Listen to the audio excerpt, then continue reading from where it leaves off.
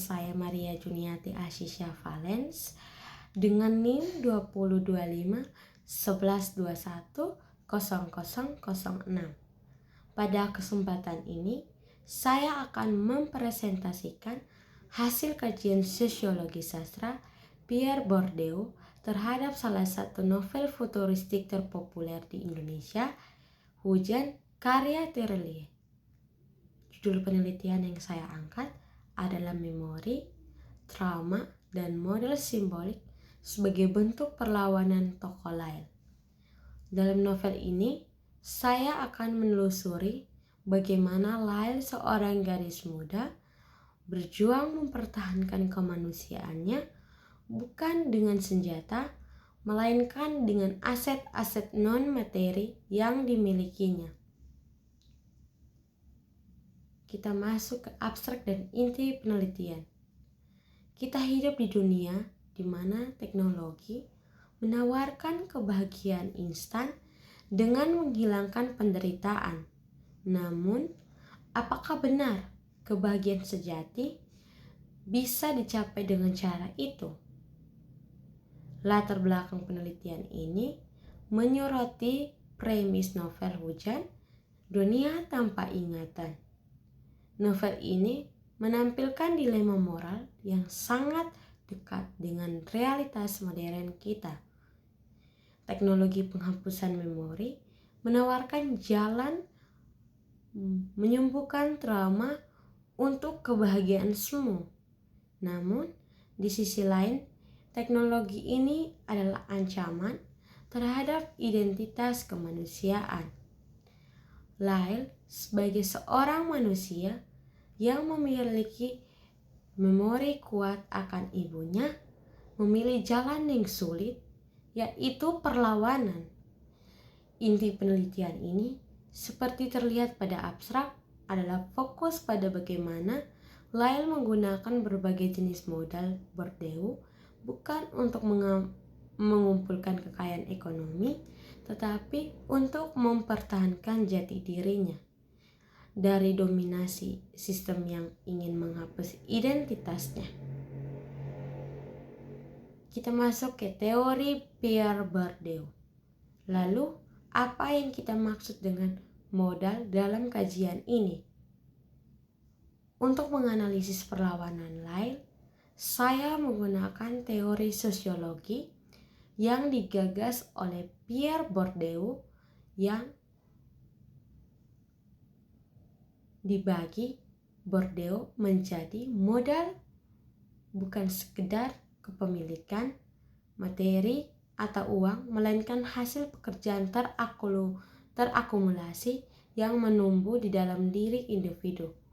Modal adalah energi atau sumber daya yang memungkinkan seseorang untuk bertindak, bertahan, atau melawan dalam sebuah arena atau lapangan sosial.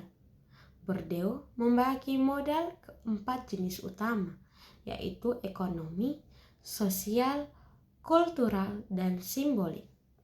Fokus penelitian saya secara spesifik terbatas pada 3 modal, yaitu modal sosial, modal kultural, dan modal simbolik.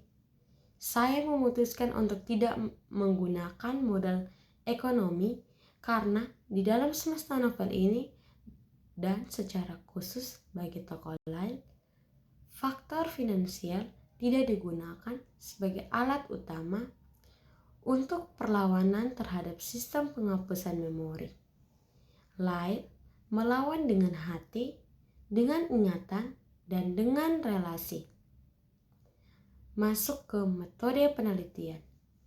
Mari kita lihat bagaimana penelitian ini dilakukan secara teknis. Metode yang digunakan adalah kualitatif dan simak catat. Data utama penelitian adalah novel Hujan karya Terelie edisi tahun 2020. Data pendukung yang sangat penting adalah buku-buku teori Bourdieu yang membahas konsep habitus, arena, dan kuasa simbolik. Teknik pengumpulan data adalah dengan menyimak atau membaca novel secara mendalam dan mencatat kutipan-kutipan spesifik yang menunjukkan modal yang dimiliki Lyle, serta bagaimana dia menggunakannya dalam konflik. Masuk ke 5, kita masuk ke bagian temuan. Pertama, saya mengidentifikasi kekuatan model sosial atau apa yang bisa kita sebut sebagai kekuatan relasi. Lyle dan Aesop. Lyle memiliki jejaringan relasi sosial yang sangat kuat, terutama dengan tokoh Aesop dan Mariam. Kedekatan inilah yang memberinya dukungan moral dan tempat berlindung untuk menolak sistem penghapusan memori. Lyle berkata, "Aku takut lupa, Aesop. Kalau aku lupa ibu, siapa yang akan ingat dia?" Dan tanggapan Aesop memberikan justifikasi yang sangat fundamental pada Lyle. Justru dengan ingat kau jadi manusia, relasi ini mengukuhkan identitas Lyle. Kita masuk ke modal kultural dan simbolik Lyle. Selanjutnya, perlawanan Lyle beralih ke ranah identitas. Lewat modal kultural, dalam semesta novel, Lyle adalah seorang anak yang ingat.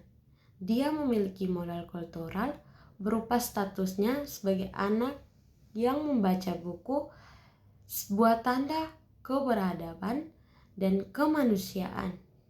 Ingatannya tentang ibu menjadi tanda kemanusiaan yang orisinal. Bahkan, surat ibu menjadi sebuah artefak atau tanda jati dirinya.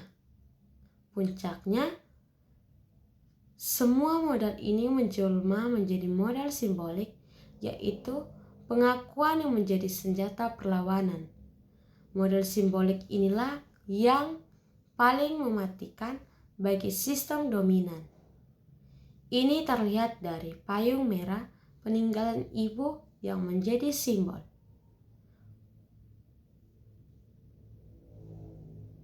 Ibu yang memberinya kekuatan.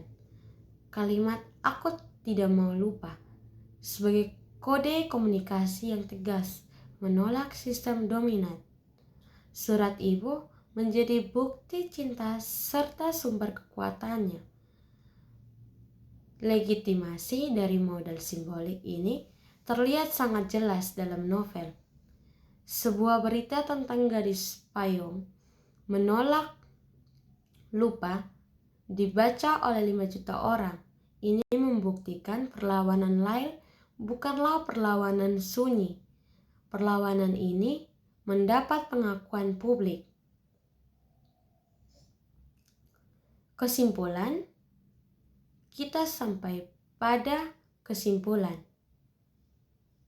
Penelitian ini menyimpulkan bahwa Lyle menang tanpa kekerasan. Tokoh Lyle berhasil melanggengkan kemanusiaannya bukan dengan perlawanan fisik, tapi dengan memanfaatkan modal yang ia miliki. Modal sosial lewat kedekatan dengan Aesop dan Mariam menjadi kekuatan identitas. Modal kultural berupa statusnya sebagai anak yang membaca buku, serta ingatan tentang ibu, jati dirinya sebagai manusia.